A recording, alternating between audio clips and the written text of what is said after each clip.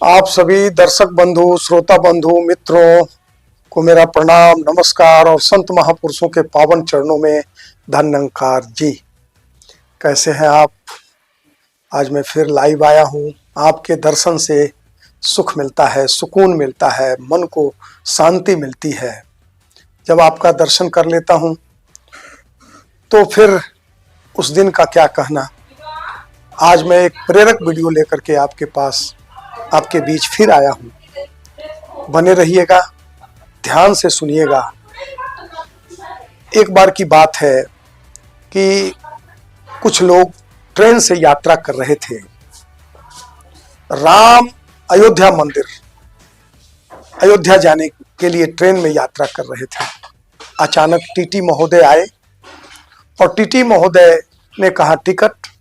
तो जो लोग यात्रा कर रहे थे, अयोध्या जा रहे थे, राम लला के जहां मंदिर है, जहां जन्म लिए थे, उस अयोध्या नगरी के लिए जा रहे थे, उन लोगों ने टीटी महोदय से कहा कि हमको राम जन्म भूमि का दर्शन करने जा रहे हैं और जहां हमारे आपके भी वो भगवान और हमारे भी भगवान, तो इसमें टिकट की क्या जरूरत है। टीटी महोदय ने कहा, उन्हें फाइन किया, चालान किया और फिर ट्रेन से अगले स्टेशन पर उतार करके और उन्हें जेल में बंद कर दिया। फिर वो लोग कहने लगे कि आप ये क्या किए, हम तो अयोध्या जा रहे थे, राम मंदिर जहां मेरे राम भगवान राम जन्म लिए थे, उस जगह का दर्शन करने के लिए जा रहे थे, आपने ये क्या किया। तो टीटी महोदय ने कहा कि मैंने सोचा कि जब आप अयोध्या जा ही रहे हैं, भगवान राम के जन्म स्थान नगरी जा रहे हैं, तो क्यों नहीं आज कृष्ण जन्म स्थल का ही हम दर्शन करा दें।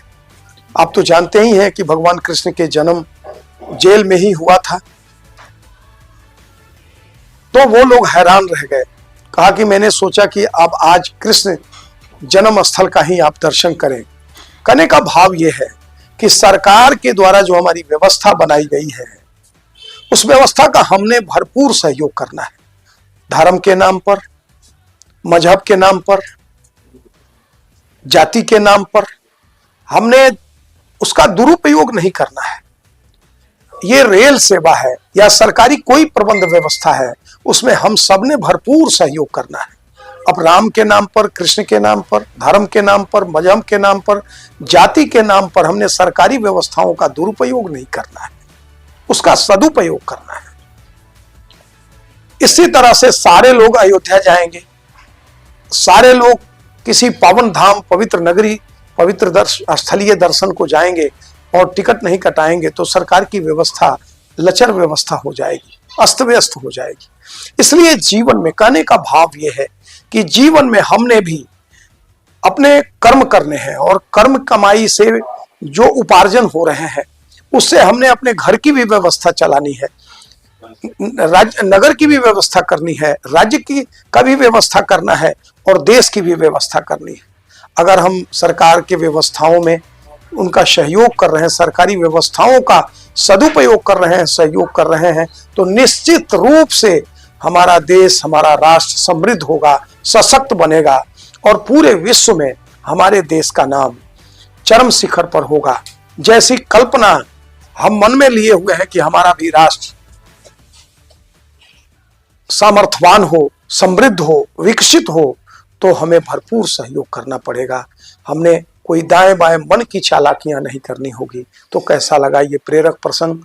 अगर आपको ये प्रेरक प्रसंग अच्छा लगा हो तो मिशन मार्ग पर क्लिक करें, लाइक करें, कमेंट करें, सब्सक्राइब करना ना भूलें, शेयर करना ना भूलें।